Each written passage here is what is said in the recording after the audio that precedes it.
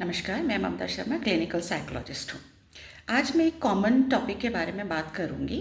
जो बच्चे स्कूल और कॉलेज जाते हैं और स्कूल कॉलेज जाते हैं और वहाँ जा कर के वो एक दूसरे को अप्रोच करने लग जाते हैं दोस्ती के लिए, रिलेशनशिप के लिए, और दोनों भरसक प्रयास करते हैं कि वो मुझसे दोस्ती कर ले, और धीरे धीरे वो दोस्त भी बन जाते हैं। फिर धीरे धीरे एक दूसरे के साथ बैठना उठना और टाइम पास करना, साथ में पढ़ना भी, साथ में खाना खाना भी या घूमना भी, मतलब एक दूसरे में इतना ज़्यादा इन्वॉल्व हो जाते हैं कि उनको तीसरा इंसान दिखाई नहीं देता है उस वक्त।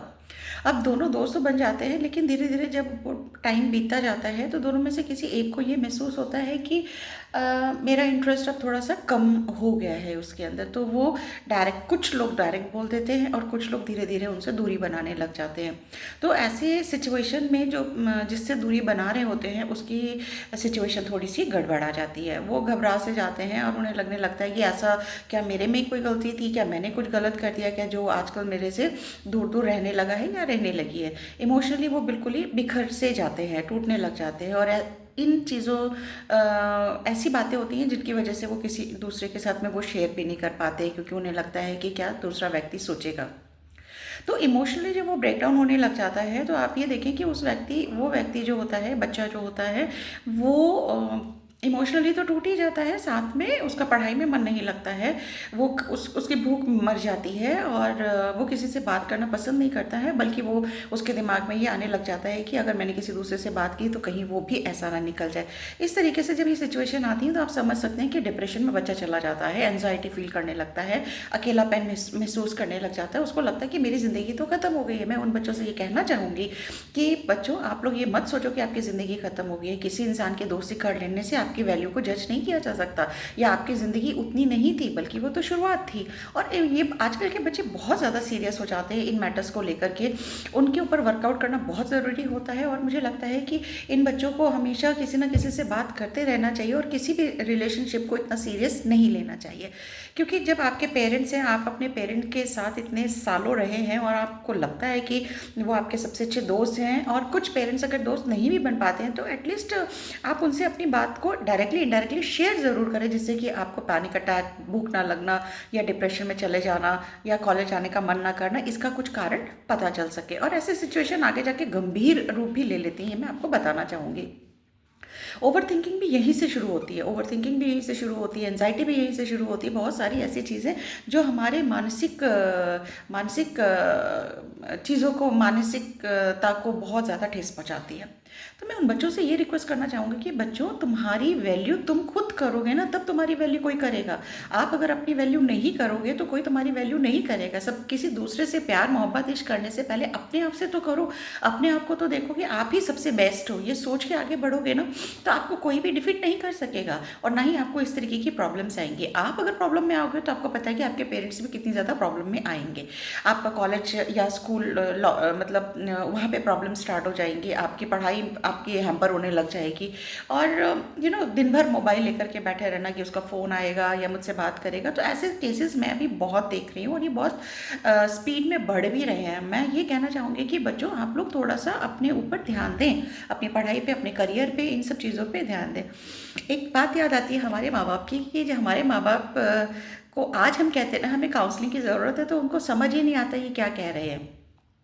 तो हमारे लिए काउंसलिंग ये होती थी कि दो थप्पड़ पड़ जाते थे, घर से निकलना बंद कर दिया जाता था। अगर हम किसी से दोस्ती भी कर लेते थे या उन्हें पता भी लग जाता था तो पिटाई भी हो जाती थी। लेकिन आजकल हम ऐसा कर नहीं सकते हैं, आज की सिचुएशन बहुत अलग है।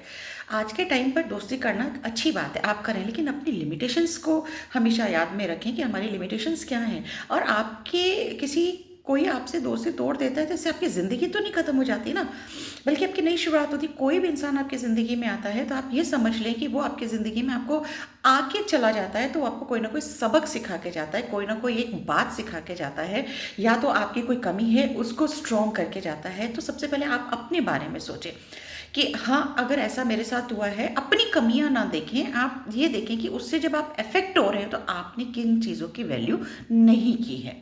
तो मैं आप सभी से इस पे एक और वीडियो बनाऊंगी और हम इस पे डिटेल में और बात करेंगे कि आखिर ऐसा क्यों।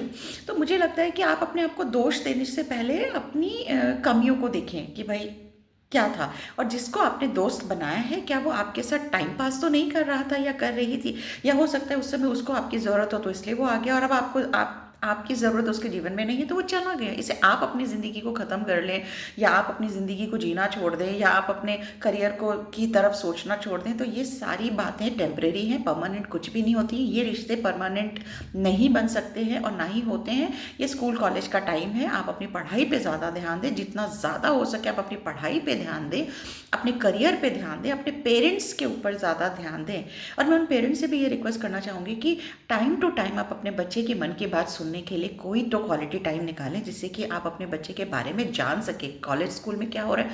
मुझे पता है आज के टाइम पे बच्चे सही नहीं बोलते हैं और कुछ डर से भी नहीं बोलते हैं, उनको लगता है शायद हमारे पेरेंट्स हमें समझ नहीं पाएंगे, इसलिए वो नहीं बोल पाते हैं। लेकिन मैं कहूँगी अगर जिन पे भी आप लोग भरोसा करते हैं आप उनसे ज़रूर कॉन्टैक्ट करें। हर स्कूल कॉलेज के अंदर काउंसलर्स होते हैं, साइकोलॉजिस्ट होते हैं, आप प्लीज़ उनसे आप ज़रूर शेयर करें।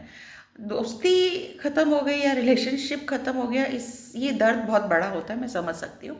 लेकिन खुद को दोष मत दें, सिचुएशन को समझिए। तो आप जब अपने आप को हील करेंगे ना, तो ही आपकी ज़िंदगी आपके साथ बहुत पॉजिटिव चीज़ें लेकर के आएंगी। तो मैं हमेशा यही चाहूँगी कि आप लोग सबसे पहले अपना सोचें, अपने बारे में सोचें, अपने लिए सोचें और एंजाइटी, पैनिक अटैक और डिप्रेशन, इन सब चीज़ों से दूर रहें। कहना आसान होगा मेरे लिए, लेकिन मैं इसलिए ये वीडियो बना रही हूँ कि शायद आप इसमें से कुछ चीज़ों को समझ सकें, क्योंकि मैं हर एक को तो समझा पाऊँगी नहीं। इसलिए मैं अपने वीडियो के थ्रू उन बच्चों से रिक्वेस्ट करना चाहूँगी कि बेटा सबसे पहले आप अपने बारे में सोचें। दोस्ती अपनी जगह है और आप अपनी जगह हो, तो इन चीज़ों को गहराई से मत लें, इनको हमेशा टेम्परेरी लें, परमानेंट ना लें, तभी आप सक्सेसफुल हो सकेंगे अपने जीवन में। और दोस्ती सबसे बड़ा रोड़ा भी होती है और सबसे बड़ा सपोर्ट भी होती है कई बार। तो दोस्त चुनने से पहले अपने आप को देखें, अपनी वैल्यू करें और फिर सामने वाले की वैल्यू करें और सामने वाले को पहचानें। इसके साथ मैं इस वीडियो को यहीं पर पॉज देती हूँ, नेक्स्ट वीडियो इसी पे कंटिन्यूशन में बनाऊँगी। तब तक के लिए थैंक यू सो मच। अपना ख्याल रखिएगा, मैंने जो कहा है उसके ऊपर ध्यान रखिएगा। Thank you.